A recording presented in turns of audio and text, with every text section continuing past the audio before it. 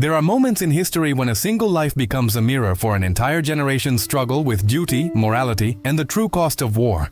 This is the story of Chris Kyle, a man whose rifle claimed more lives than any other sniper in American military history. 160 confirmed kills, a number that made him a legend to some, a monster to others, and a deeply troubled soul to those who knew him best. But numbers, as cold and final as they may seem, tell only a fraction of the truth. Behind that statistic lies a far more complex tale. One of a Texas cowboy who became a warrior, a hero who wrestled with demons he could never quite defeat, and a man whose attempt to save a fellow veteran's life ended with his own blood spilling onto American soil. The irony is almost too cruel to comprehend. Chris Kyle survived 4 tours in Iraq, one of the deadliest conflict zones in modern warfare. He stared death in the face countless times, felt the heat of bullets passing inches from his head, and carried the weight of knowing that insurgents had placed an $80,000 bounty on his life. Yet it wasn't an enemy combatant who ended his story. It was a fellow American veteran, a man Chris was trying to help, who pulled the trigger at a shooting range in Texas on a cold February afternoon in 2013. How does a man who cheated death so many times in the chaos of war meet his end in the tranquility of his own homeland? That question haunts everyone who examines Chris Kyle's life. And as we peel back the layers of his story, we'll discover that the answer is far more complicated than a single moment of violence. Chris Kyle was born on April 8, 1974, in Odessa, Texas, a place where the landscape stretches endlessly under vast skies, where Friday night football is religion, and where boys grow up learning that a man's worth is measured by his work ethic and his word. It was a world of pickup trucks, rodeos, and deeply ingrained values about faith, family, and country. Chris's father, Wayne Kyle, ran a Sunday school and instilled in his sons a strict moral code. You protect those who cannot protect themselves, you stand up to bullies, and you serve something greater than yourself. These weren't just empty words in the Kyle household. They were commandments that shaped every decision Chris would make for the rest of his life. As a young boy, Chris dreamed of being a cowboy. He spent his days on ranches, learning to rope cattle, ride horses, and handle firearms with the kind of casual competence that comes naturally to those raised in rural Texas. His father taught him to shoot when he was just 8 years old, handing him a .30-06 rifle and showing him the fundamentals: breath control, trigger squeeze, patience. Even then, there was something different about Chris's focus. While other boys might grow restless or lose interest, Chris could spend hours perfecting his aim, finding a zen-like calm in the ritual of lining up a shot and following through. It was almost meditative for him, this act of complete concentration and control. But the cowboy life, as romantic as it seemed, wasn't paying the bills. By his early 20s, Chris was working as a ranch hand, barely scraping by, wondering if this was all life had to offer. He had briefly considered military service after high school, even looked into joining the Marines, but a rodeo accident had injured his arm badly. Enough that recruiters told him he wasn't fit for duty. So he stayed in Texas, living the only life he knew, until one September morning in 2001 changed everything. Chris was in his living room when the second plane hit the World Trade Center. Like millions of Americans, he watched in stunned silence as the towers fell, as people jumped from windows 100 stories high, as the smoke and ash turned lower Manhattan into a hellscape. But unlike many who watched that day, Chris didn't just feel shock or fear. He felt a calling. In his autobiography, he would later describe a rage that burned through him, a certainty that he needed to do something, anything, to strike back at the people who had done this to his country. He was 25 years old, working a dead-end job, and suddenly his life had purpose. Within weeks, he walked into a Navy recruiter's office and told them he wanted to be a SEAL. Not just any serviceman, he wanted to be part of the most elite fighting force America had to offer. The transformation from ranch hand to Navy SEAL is one of the most brutal journeys any human being can undertake. Basic underwater demolition SEAL training, known simply as BUD/S, has a washout rate of nearly 80%. It's designed to break men down to their most fundamental core and see who has the mental fortitude to rebuild themselves into something harder, sharper, more resilient. For 6 months, Chris endured hell. He was thrown into freezing Pacific, waters at midnight and told to swim until his instructors decided he could stop. He ran miles on sand with telephone poles on his shoulders while instructors screamed in his face. He went days without sleep, pushed his body beyond any reasonable limit, and watched as men who seemed stronger and tougher than him rang the bell that signified they were quitting. But Chris never rang that bell. There was something in him, some stubborn Texas pride mixed with a genuine belief in his mission that wouldn't allow him to quit. Even during Hell Week, the most infamous part of Bud S training, where candidates endure 5.5 days of continuous physical activity with a total of 4 hours of sleep, Chris kept moving forward. His body screamed at him to stop. His mind played tricks on him, conjuring hallucinations from exhaustion. But every time he wanted to quit, he thought about those towers falling, about the innocents who died, about the promise he'd made to himself to be part of the response. And so he survived, he graduated, he earned his trident, he became a Navy SEAL. In 2003, Chris Kyle deployed to Iraq for the first time. He arrived in the spring as the initial invasion transitioned into occupation and was assigned to SEAL Team 3. His first posting was in the city of Nasiriyah, providing overwatch during the early days of the war. Overwatch meant Chris would position himself on rooftops or in abandoned buildings, scanning the streets below. Through his scope, looking for threats to American forces. He was good at it, unnaturally good.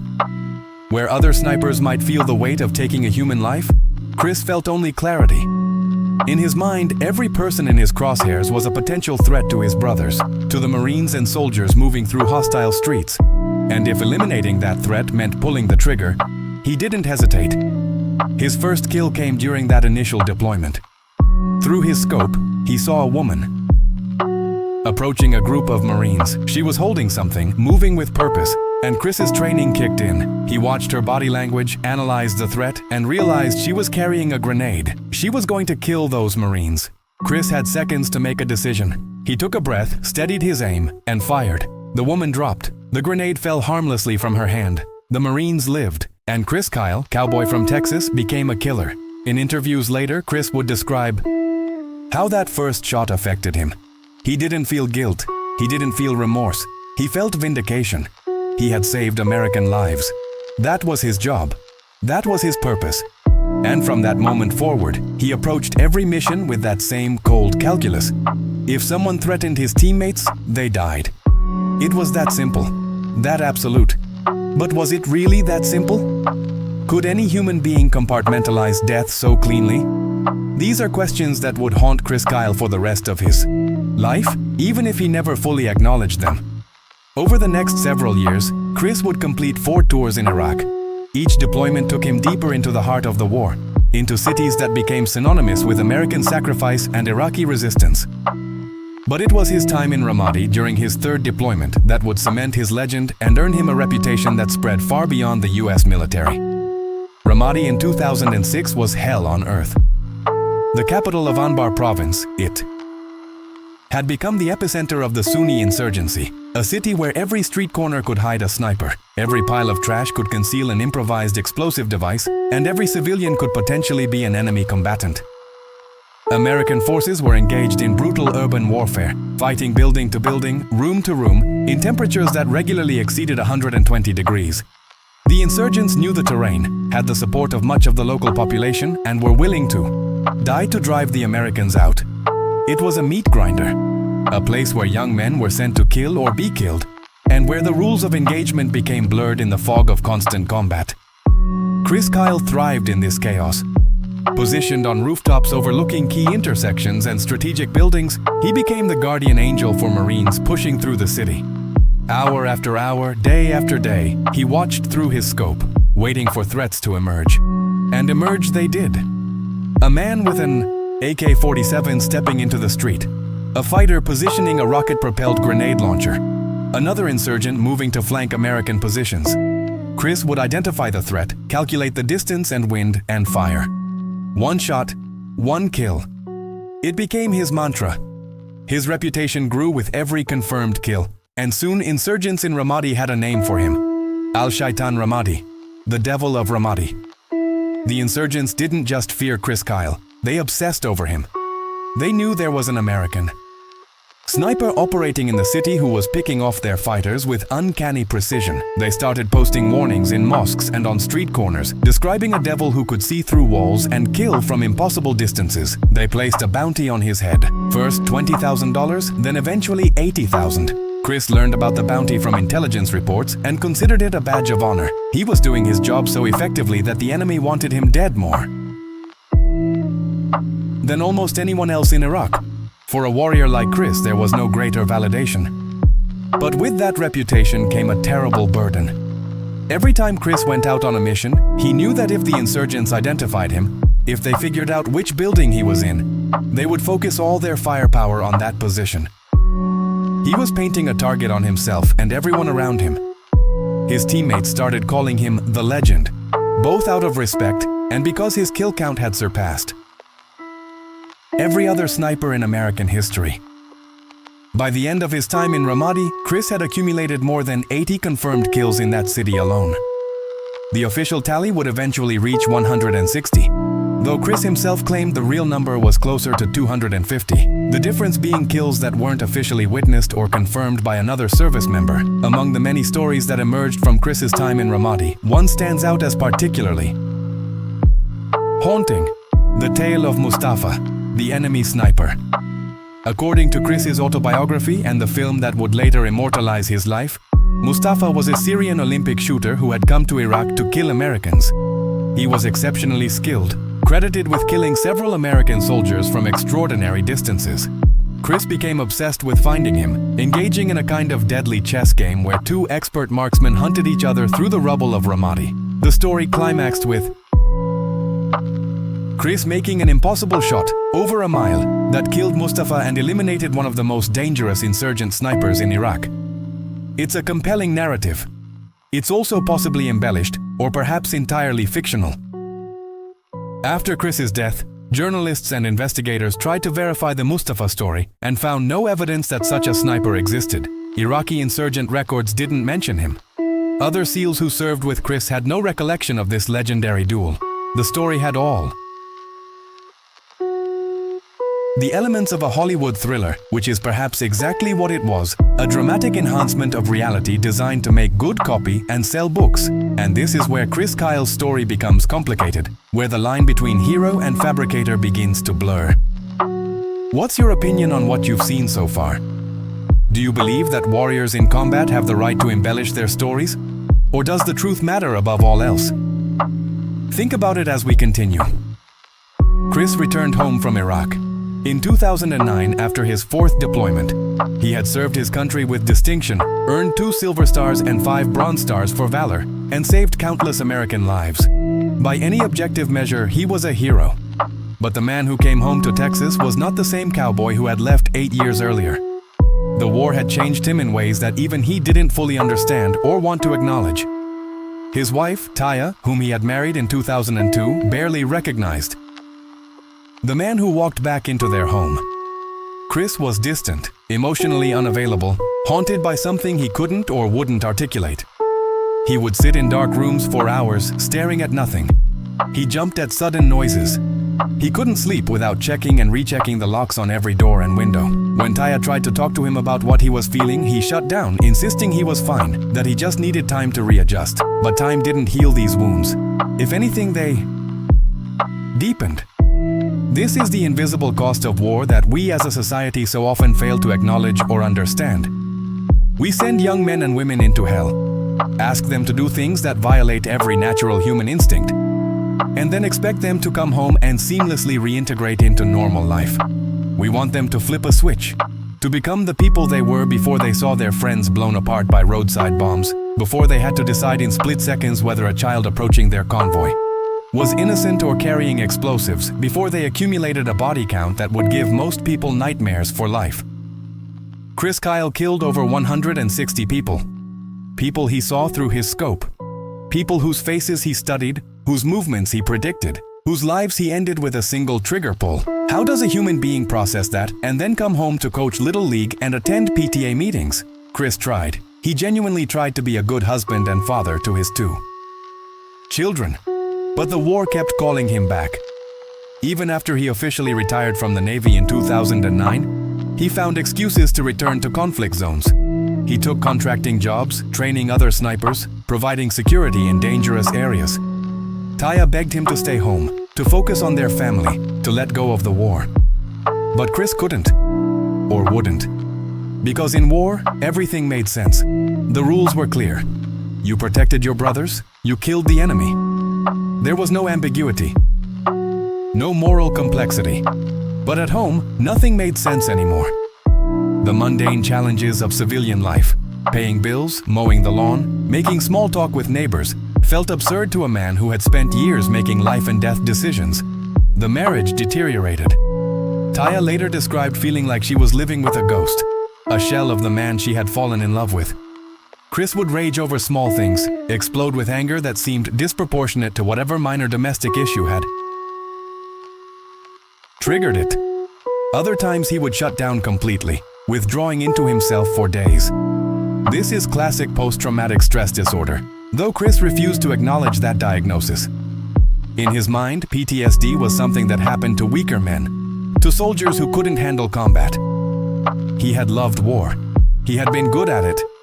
How could he possibly have PTSD from something he excelled at? But the symptoms were undeniable. The nightmares where he relived firefights, where friends died over. And over in his dreams, the hypervigilance that made it impossible for him to relax in public spaces, always scanning for threats, always planning exit routes. The emotional numbness that made it difficult to connect with his own children. The substance use, drinking heavily to quiet his mind, to blur the memories that wouldn't stop replaying. Chris Kyle was drowning, and like many warriors before him, he couldn't admit it because admitting it meant acknowledging weakness, and weakness meant failure. In 2012, Chris published his autobiography, American Sniper, the autobiography of the most lethal sniper in U.S. military history. The book was a massive commercial success, spending weeks on the New York Times bestseller list and selling millions of copies. It portrayed Chris as an unambiguous hero, a patriot who loved his country and loved killing the enemies who threatened it. The book pulled no punches about Chris's feelings regarding his mission. He wrote that he didn't regret any of his kills, that he wished he could have killed more insurgents to save more American lives, and that the only thing he regretted was the lives he couldn't save. It was a raw, unapologetic account of modern warfare from the perspective of a man who had mastered the art of dealing death. The public ate it up. Here was a real American hero, someone who embodied traditional masculine values of courage, duty, and sacrifice. In an era of complicated wars with shifting objectives and no clear victories, Chris Kyle represented something simple and reassuring. A warrior who knew who the enemy was and wasn't afraid to kill them. He became a media sensation, appearing on talk shows, giving speeches, becoming the face of a certain kind of post-9/11 American military ethos. But not everyone celebrated Chris Kyle as a hero. The book contained several stories that raised eyebrows and eventually sparked controversy. Chris claimed that during Hurricane Katrina in 2005, while on leave from the Navy, he had positioned himself on top of the Superdome with a sniper rifle and shot and killed looters. It was a shocking claim, suggesting that Chris had acted as a vigilante, executing American citizens without trial or legal authority. When journalists investigated this claim, they found no evidence whatsoever that it had happened. Police records didn't mention it. No bodies were recovered. The Navy said Chris wasn't even in New Orleans during that time. It appeared to be a complete fabrication. Similarly, Chris claimed that he had punched out Jesse Ventura, the former Navy SEAL and Minnesota governor, at a wake for a fallen SEAL. According to Chris's account, Ventura had said disparaging things about SEALs and the war effort, and Chris had defended his brother's honor with his fists. Ventura vehemently denied this story, claiming it never happened and that Chris had defamed him. Ventura sued for defamation and the case went to trial. After Chris's death, a jury found in Ventura's favor, awarding him millions of dollars in damages, though the verdict was later overturned on appeal. Regardless of the legal outcome, the case raised serious questions about Chris Kyle's relationship with the truth. Why would a decorated war hero, a man who had genuinely accomplished extraordinary things in service of his country, feel the need to invent or embellish stories? Psychologists who study combat veterans suggest that sometimes the real, Trauma is too difficult to articulate, too complex to share with people who haven't experienced it. So veterans create alternative narratives that are more palatable, more heroic, more easily understood by civilian audiences. Perhaps Chris's fabrications were his way of maintaining the image of the invincible warrior, the man who was always in control, always on the side of right, never vulnerable or uncertain. Perhaps he had told these stories so many times that he had convinced himself they were true, that the line between memory and imagination had blurred in his traumatized mind. Or perhaps more troublingly, Chris Kyle had become addicted to the legend of Chris Kyle. He had gone from being an unknown ranch hand to being celebrated as the deadliest sniper in American history. That kind of attention, that level of adulation, can be intoxicating. And maybe, in some dark corner of his psyche, Chris was terrified that the real story, the story of a deeply troubled man struggling with the psychological aftermath of war, wasn't heroic enough. So he added flourishes, invented confrontations, turned himself into a larger-than-life character who could never show weakness or doubt. Thank you so much for staying with us this far. What you're about to discover next will challenge everything you thought you knew about heroism, sacrifice, and the true cost of war. The best is yet to come. By 2013, Chris Kyle had finally begun to find some stability in civilian life. The success of his book had given him financial security. He and Taya were working on their marriage, attending counseling, trying to rebuild what the war had damaged. And Chris had found a new mission, one that gave his life purpose beyond his own fame and success, helping other veterans struggling with the transition home from combat. Chris co-founded a non-profit organization dedicated to supporting veterans, and he personally took it upon himself to mentor younger vets, especially those dealing with PTSD, addiction, and suicidal ideation. He understood their pain in a way that civilian therapists never could. He had walked in their boots. He knew what it was like to come home from war and feel utterly disconnected from the world around you. And he believed that he could help these men, that his experience and his strength could be a lifeline for those drowning in their own trauma. Among the veterans Chris tried to help was a troubled young man named Eddie Ray Routh. Routh had served in the Marines, deploying to Iraq in 2007 and Haiti in 2010. He had not seen significant combat. He had primarily worked as an armorer and in humanitarian operations, but he had returned from his deployments profoundly changed. Routh began experiencing severe psychological distress. He heard voices. He exhibited paranoid delusions. He told family members that he believed people were trying to kill him, that he could hear thoughts being transmitted through the walls, that he was being followed by shadowy figures who meant him harm. His behavior became increasingly erratic and frightening. He was diagnosed with PTSD and possibly schizophrenia, though the exact nature of his mental illness remained unclear. Ruth's mother, desperate to help her son, reached out to Chris Kyle through mutual connections.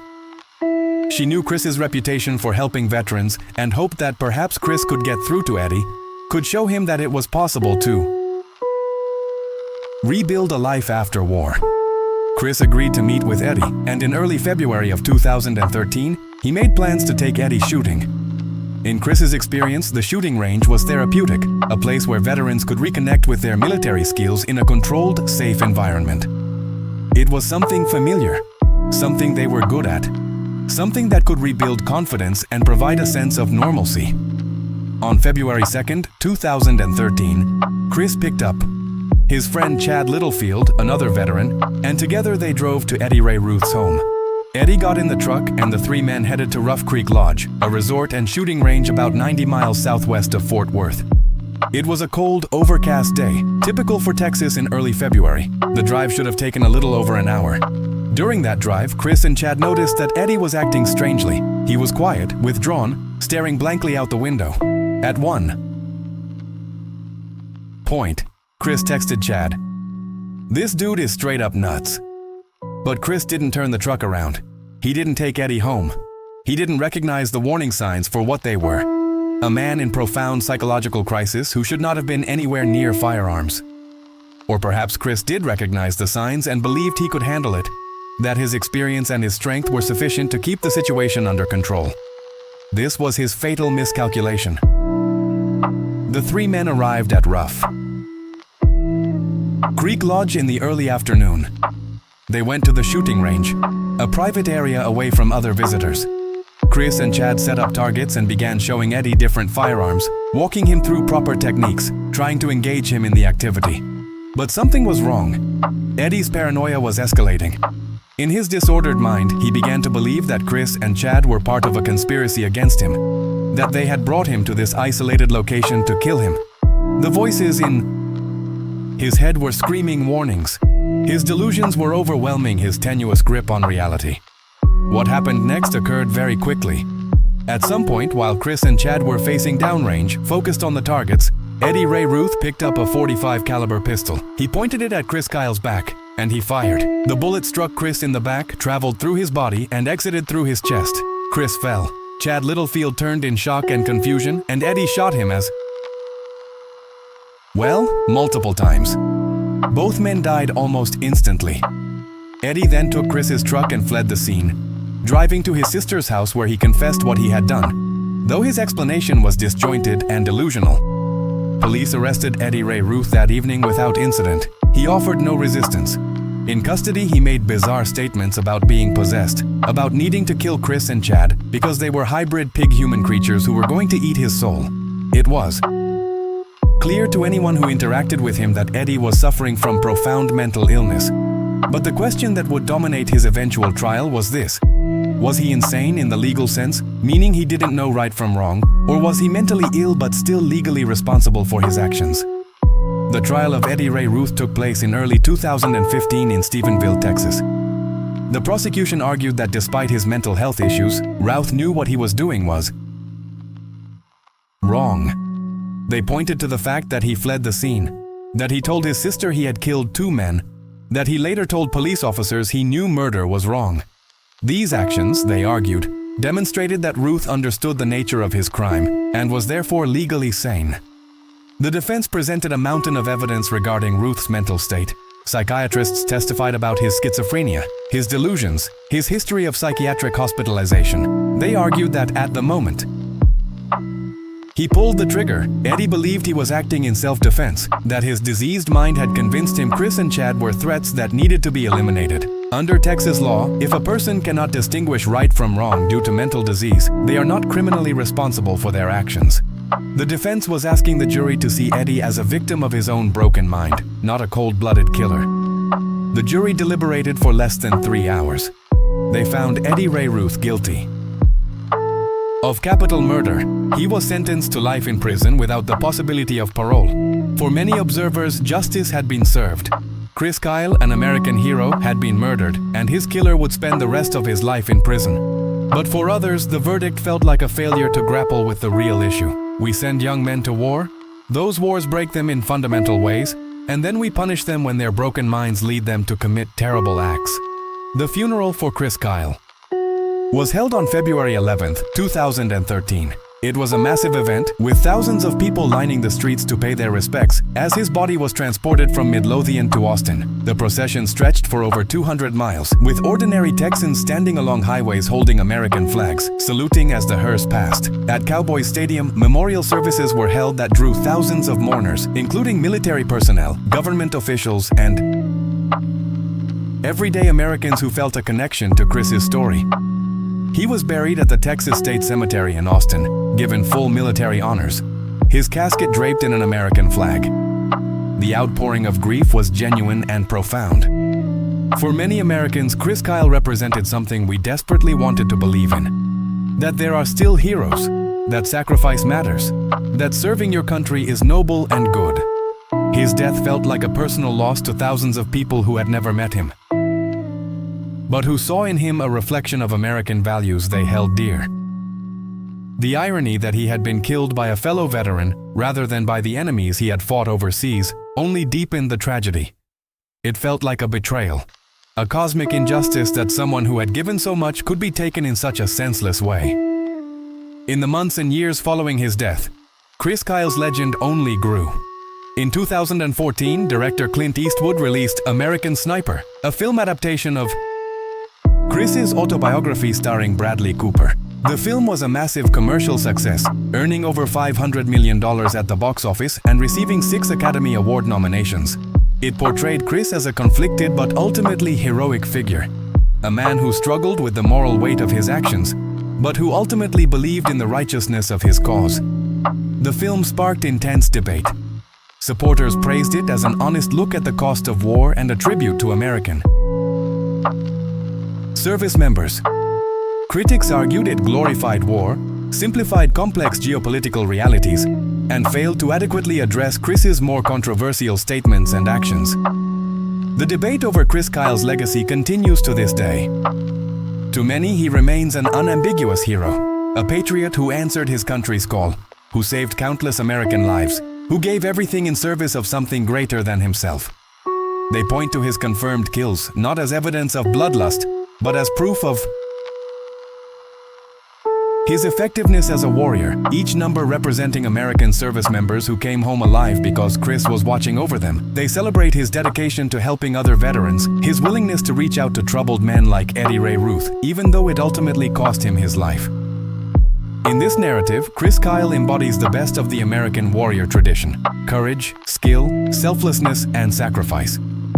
But to others, Chris Kyle represents something more troubling: the glorification of killing, the reduction of complex moral questions to simplistic us versus them narratives, the failure to adequately reckon with the psychological and ethical costs of war.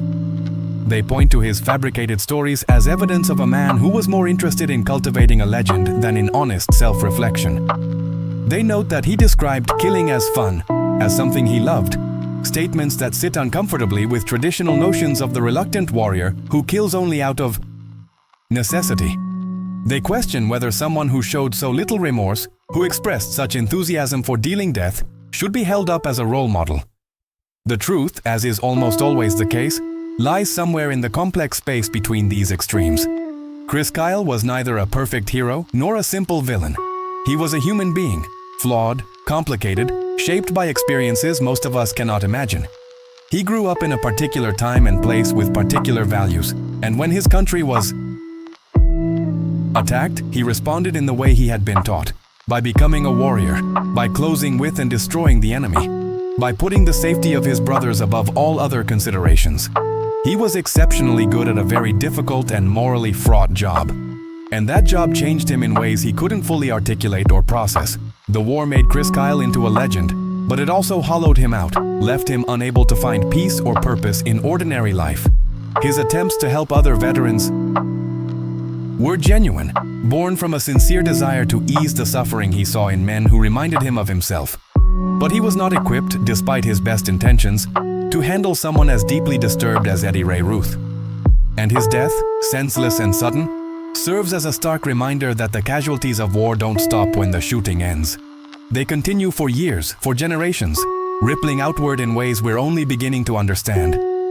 As we reflect on Chris Kyle's life and death, we're forced to confront difficult questions about what we ask of our service members, about the true cost of war, about how we define heroism, and about our responsibility to those we send into combat.